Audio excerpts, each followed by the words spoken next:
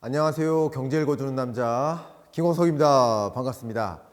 169화 지난 강의 때 트럼프는 어떤 속내를 가지고 있을까, 어떤 큰 그림을 그리고 있을까를 총론적으로 말씀을 드렸어요. 그러면서 그 강의에서 마지막 챕터에서 이 그림을 보여드렸죠. 그죠? 그러면서 이 전쟁을 종식시키겠다. 24시간 내 전쟁을 종식시키겠다라는 것도 사실은 마가라는 그 큰 그림을 그려내는데 굉장히 중요한 그 속내가 분명히 담겨 있다. 마가를 완성시키는 데 있어서 중요한 그 정책의 어떤 수단이 된다. 이 전쟁도 굉장히 중요한 것이다. 라고 말씀을 드렸습니다. 그러면 이 전쟁을 끝내려는 이 트럼프의 속내, 그 마음, 트럼프는 어떤 전략을 숨겨둔 것일까? 이 부분을 지금부터 말씀을 드려보도록 하겠습니다. 트럼프는 내가 당선이 되면 24시간 내 전쟁을 종료시키겠다. 실제 미국의 많은 국민들은 트럼프가 정말 전쟁을 멈춰 세울 것이다 하고 기대를 했고요. 트럼프는 정말 그 기대를 충족시켜 줄 것이라고 생각도 했겠지만 트럼프가 이 전쟁을 놓고 참 그림을 그리고 있습니다. 이 전쟁을 놓고 전쟁을 종식시키면서 사실은 마가를 완성시키는데 이 전쟁과 함께 전쟁을 종식시킨과 함께 지정학적으로 어떤 계산을 하고 있는지 여러분은 같이 그림을 그려보셔야 될 텐데 지금부터 그 그림을 함께 완성을 해봐 드리도록 하겠습니다.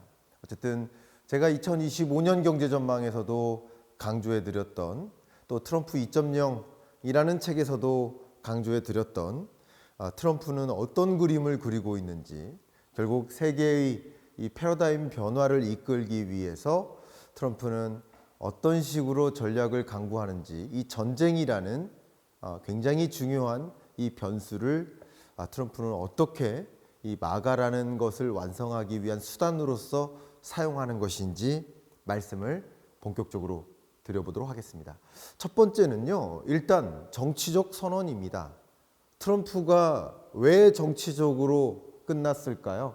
그냥 한마디로 말씀드리면 코로나19 때문에 끝났다. 그럼 바이든은 왜 끝났을까요? 그냥 한마디로 말씀드리면 고물가, 고금리, 그리고 역시 위에 쓰여 있는 푸틴이라는 말, 전쟁 때문에 끝났다. 고물가를 유도했고 고물가를 잡기 위해서 고금리를 낳았고 또 역시 전쟁을 멈추지 못했고 그 인물이 바이든이고 그 인물에 대해서 트럼프는 지적을 했어요. 유세 현장에서. 전쟁을 못 끝내는 대통령이다. 역시 내가 당선이 돼야 전쟁을 멈추는 것이다. 정치적인 선언인 거예요. 정치적인 선언, 공약인 거예요. 전쟁을 멈춰 세우겠다. 정치적인 선언도 역시 의미가 있는 것이죠. 나는 24시간 내 전쟁을 멈춰 세우겠다. 그런 전쟁의 의미도 분명히 있습니다. 그럼 거기서 멈출 것인가? 그게 아니라는 것이죠. 그러면 바이든은 왜 실패했는지, 자, 바이든의 정책적 실패를 지금 돌아보도록 하겠습니다. 바이든의 정책은 어떤 거였습니까? 동맹국적 대응이었습니다. 바이든은 갖가지 동맹국을 결성하는 걸 좋아했어요. 파리 기후변화 협약, WHO, 각종 조약들에 가입하는 걸 너무나 좋아했습니다. 그리고 우리 동맹국들을 활용해서 동맹국들을 이용해서 동맹국들의 파워를 활용해서 어떤 특정국들을 압박을 취하는 그 동맹국적 대응을 강조해 왔습니다.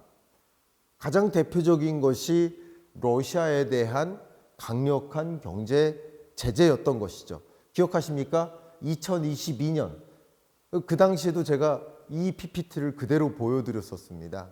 러시아에 대해서 너 전쟁 계속할 거야? 우크라이나 침공했지? 내가 너 강력하게 경제 제재 가할 거야. 이 마지막 문장 읽어드릴게요. Russia will pay an even steeper price, 엄청난 대가를 치를 거야 라고 경고하면서 우리 동맹국들, 나토 회원국들과 함께 너 경제 제재 가할 거야. 너네 원유 수입 안 할 거야. 천연가스 수입 안 해줄 거야. 그러니까 너 당장 그만둬. 우리 경제 제재 가할 테니까. 그리고 경제 제재를 뭐 하겠다? escalate, continue to escalate. 계속 경제 제재를 강화해 나갈 거야. 그러니까 보세요. 당시 세계 최대 원유 생산국 미국, 두 번째 원유 생산국 러시아. 근데 이건 원유만 말씀드린 거예요. 원유, 천연가스, 그 밖에 각종 원자재, 뭐 예를 들면 알루미늄, 뭐 그 밖에도 뭐 다이아몬드, 각종 뭐 원자재, 뭐 니켈, 뭐 갈라디움, 뭐 여러 가지 원자재, 철, 비철, 금속 원자재, 그 밖에도 각종 식료품 원자재들, 그죠? 밀, 옥수수, 대두 이런 각종 식료품 원자재 포함해서 정말 최대 원자재를 생산하는 국가가 러시아였던 거예요. 근데 그 나라로부터 우리 수입하지 마. 우리 동맹국들이 결성해서 수입하지 않을래. 이게 경제 제재였단 말이에요. 근데 그 경제 제재를 가하자 결국 가장 대표적인 거 에너지에 국한해서 말씀을 드릴게요.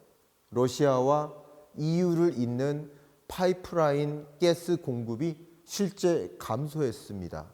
이게 경제 제재를 통해서 나타난 가스 공급량 추이입니다. 이게 경제 제재였던 거예요. 그런데 가스 공급이 감소하면 러시아 입장에서는 가스 수출에 장애가 있으니까 경제적 충격이 있겠지만 사실 가스 공급이 부족해지면 가스 가격이 어떻게 될까요? 급등하겠죠. 그 가스 가격이 급등하고 에너지 가격이 급등하고 에너지 가격이 급등함으로 인해서 야기되는 문제가 뭐예요? 소비자 물가 상승입니다. 여러분 잘 보이실지 모르겠지만 미국 물가도 정말 41년 만에 최고치에 달성됐지만 미국 물가보다도 유러피언 국가들의 물가 상승률은 더 높게 치솟았습니다. 이들 주요 경제 제재에 같이 가담했었던 동맹국들이 41년 만에 최고치에 달하는 고물가의 역습을 당했던 거고요. 그리고 한번 생각해 보시면 41년 만에 찾아온 이 초인플레이션의 역습을 맞았는데 이 초인플레이션이 찾아오기 전 41년 전도 정확히 오일 쇼크에 따른 인플레이션이었던 거예요. 이 부분은 잠깐 기억해 두시고 조금 있다가 다시 찾아오겠습니다. 그만큼 원자재 가격이 급등해 특히 에너지 원자재 가격이 급등함에 따라 나타나는 초인플레이션 현상 역사가 되풀이되는 겁니다. 역시 41년 만에 초인플레이션의 역습이 찾아왔었던 것이고 사실 결과적으로 놓고 보면 러시아는 그것을 에너지의 무기화였던 것이다. 생각해 보세요. 재밌는 일인데요. 우리나라도 중국이 요소 공급을 차단한다. 그럼 요소 공급 차단은 곧 요소 수출을 막는 거잖아요. 그럼 요소 수출 못하면 매출이 감소하는 거 아니겠습니까? 중국도? 근데 누가 당하는 거예요? 요소 공급이 부족한, 요소 공급 대란을 겪는 우리나라가 큰 충격에 휩싸이는 거 아니겠습니까? 그러니까 경제적 충격은 공급을 차단한 나라겠지만 그게 절대적으로 필요한 나라는 정말 대란에 놓이는 것이라고 볼 수 있겠죠. 제가 여러분들께 강조하고 싶은 것은 결국 에너지 대란이 찾아왔고 에너지 대란 끝에 제가 자주 여러분께 보여드렸던 시사점, 유러피언 주요국들은 어마어마한 그 에너지 가격 급등과 에너지 고갈 문제로 인해서 정말 차디찬 추운 겨울을 맞이했었던 겁니다. 그게 22년의 추운 겨울을 상징하는 그 표현입니다. OECD 경제전망 보고서에 담겨 있던 그 표지입니다. 결국 바이든의 동맹국적 대응이 사실은 동맹국들의 실패로 돌아온 거예요. 근데 하물며 돌이켜보세요. 그러면 러시아는 어땠나요?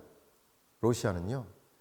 러시아들의 동맹국, 그러니까 되게 재밌게도 동맹국들이 결합하면요. 나머지 국가들이 뭐 이렇게 표현해도 될까요? 왕따 국가들이 똘똘 뭉쳐요. 그러니까 러시아, 중국. 그러니까 러시아는요.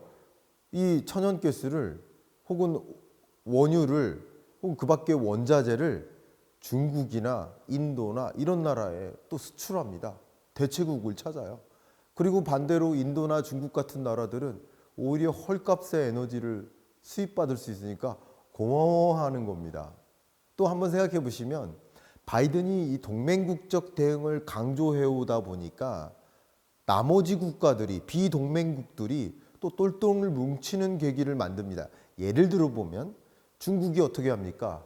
중동 국가들하고 뭉치면서 야, 우리가 중동국 니네들한테 원유를 최대로 수입하는 나라인데 왜 우리가 달러로 원유를 수입해야 돼?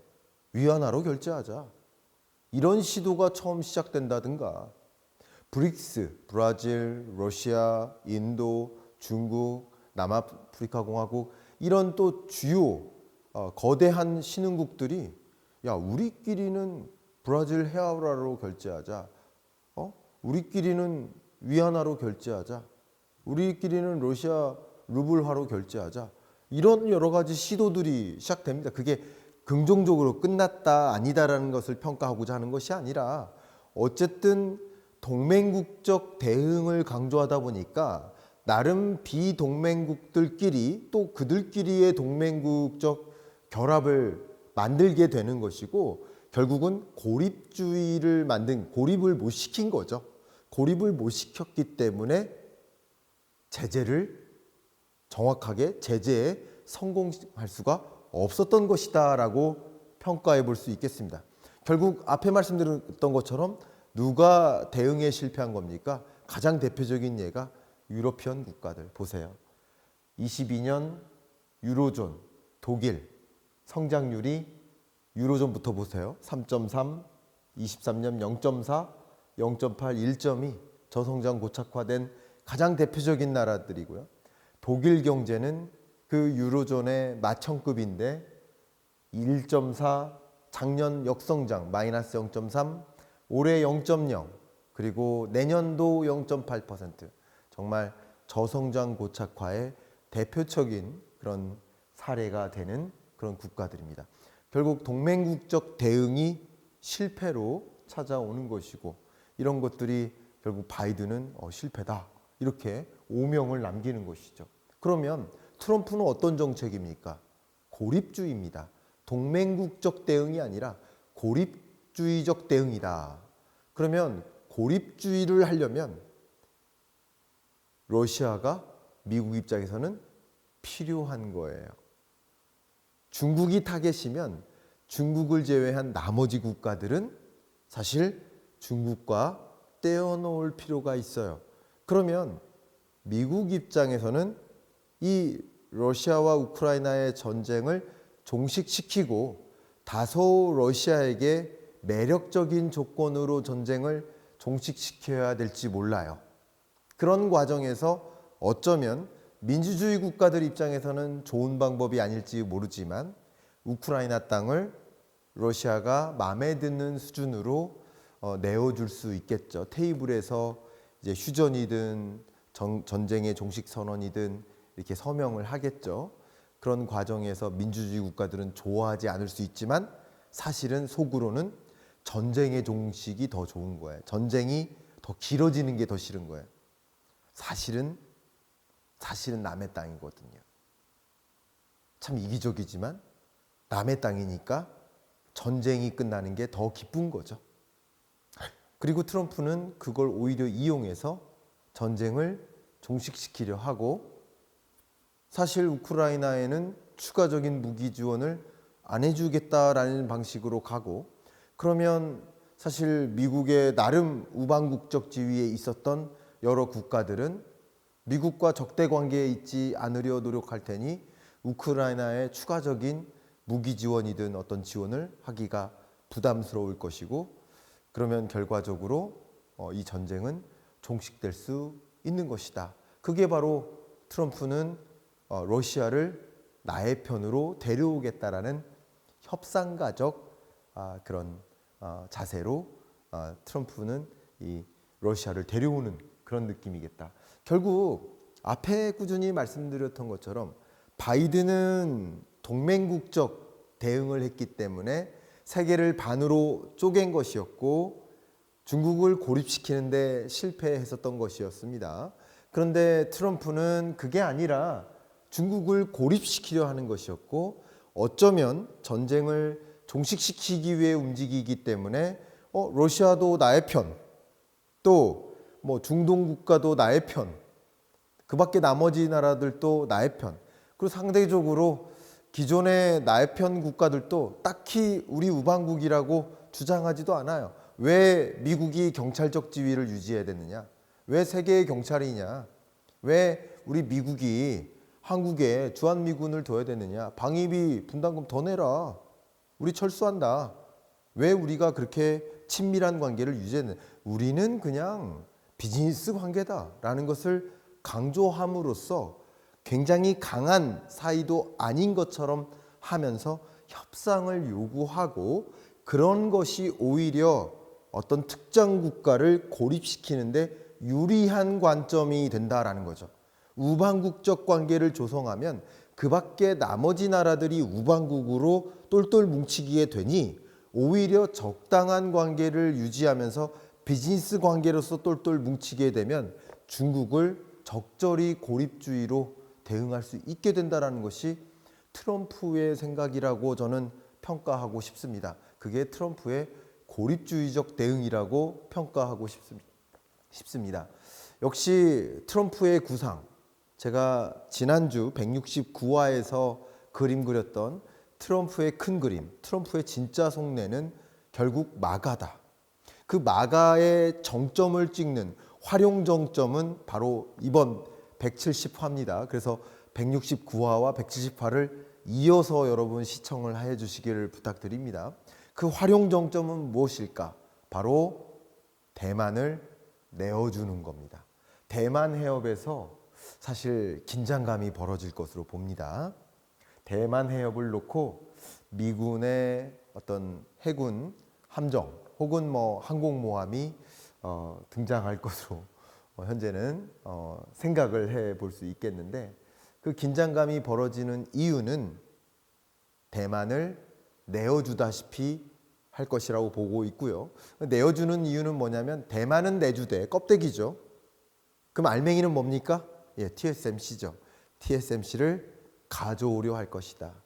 그러면 TSMC를 가져오기 위해서 미국은 공장을 역시 미국에 충분히 완성시키고 TSMC의 기술 인력들을 완전히 데려오려 할 것이다. 이미 미국 빅테크 기업들의 그 TSMC 선배들은 다 가 있어요.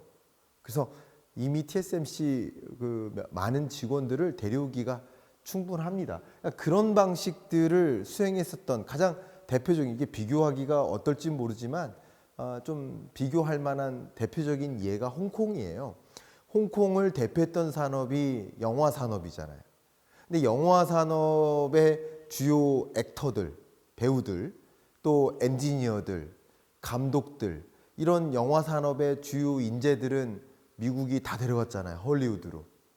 근데 홍콩이라는 사실 껍데기, 땅은, 나라는 중국에 내어주다시피 했잖아요. 바로 그건 거죠. 대만을 내어주다시피 하고 TSMC를 가져가는 구조죠. 그리고 그게 마가를 완성시키고 그 전쟁을 멈춘 다음에 중국을 완전히 고립시키고 나면 그럼 어떻게 할 수 있을까요? 트럼프의 그림이 완성된다면, 차질 없이 완성된다면, 물론 그동안 중국이 이렇게 뒷짐지고 가만히 있지는 않을 겁니다. 가만히 있겠습니까? 가만히 있지는 않겠죠. 근데 트럼프만의 큰 그림만 생각해 본다면 어쨌든 그 와중에 트럼프는 이제 반도체를 중국에 공급하지 말라. 또 에너지나 그 밖의 자원을 중국에 공급하지 말라 하는 압력을 취할 가능성이 높겠다. TSMC를 미국에 가져간 다음 추가적으로 주지 말라. 물론 이제 중국은 대만에서 TSMC의 최첨단 기술은 영위하고 다른 나라에서는 그 최첨단 기술이 아닌 그 다음 단계의 기술만 생산할 수 있게 하려고 노력은 하겠지만 결과적으로는 미국은 그렇게 그림을 그리고 있을 것이다라고 판단을 해볼 수 있고, 뭐 미군 입장에서는 극단적인 시나리오로서 마지막에는 극단적인 시나리오입니다. 극단적인 시나리오로서는 TSMC를 폭파시키고 대만의 TSMC 공장을 이제 폭파시키고 가는 것까지 이제 상정하고 있는 것으로 이렇게 알려져 있기도 하죠. 그만큼 대만 해협에서 상당한 긴장감이 벌어지고 있고, 그렇게 하기 위해서는 역시 전쟁을 다 종식시키고 그런 전쟁 국가들을 미국은 자기 편으로 나름 유인시켜야 된다. 협상가적으로 유인시켜야 된다. 그래야만 중국을 고립시키고 마가를 완성시킬 수 있다. 169화에서 말씀드렸던 트럼프의 속내, 큰 그림을 완성시키기 위해서는 바로 이 활용정점 TSMC까지 가지고 와야 된다라는 말씀까지 드리고요. 2025년 경제를 좀 들여다보시고 특히 트럼프 2.0이라는 그 시나리오를 좀 생각해 보시는데 오늘 이야기까지 좀 참조하시면서 참 어떤 그림이 그려질까를 좀 여러분들도 같이 고민해 봐 주시고, 반드시 이렇게 갈 것이다라고 상정하자라는 것이 아니라 이런 그림으로 갈 수 있겠구나. 트럼프는 그런 그림을 그릴 수도 있겠구나. 물론 그 와중에 시진핑은, 중국은 어떤 대응을 강구할 것인가, 또 한국에게 어떤 압력을 또 취할 것인가, 그러면 우리는 또 무엇을 준비할까, 이런 것을 함께 고민하는 그런 시간이 필요하지 않을까. 참 이 연말이 트럼프 2.0이라는 소용돌이 앞에 더 긴장되고 초조한 그런 겨울이지 않을까 의견을 드리면서 이번 주 경제 읽어주는 남자 마무리하겠습니다. 감사합니다.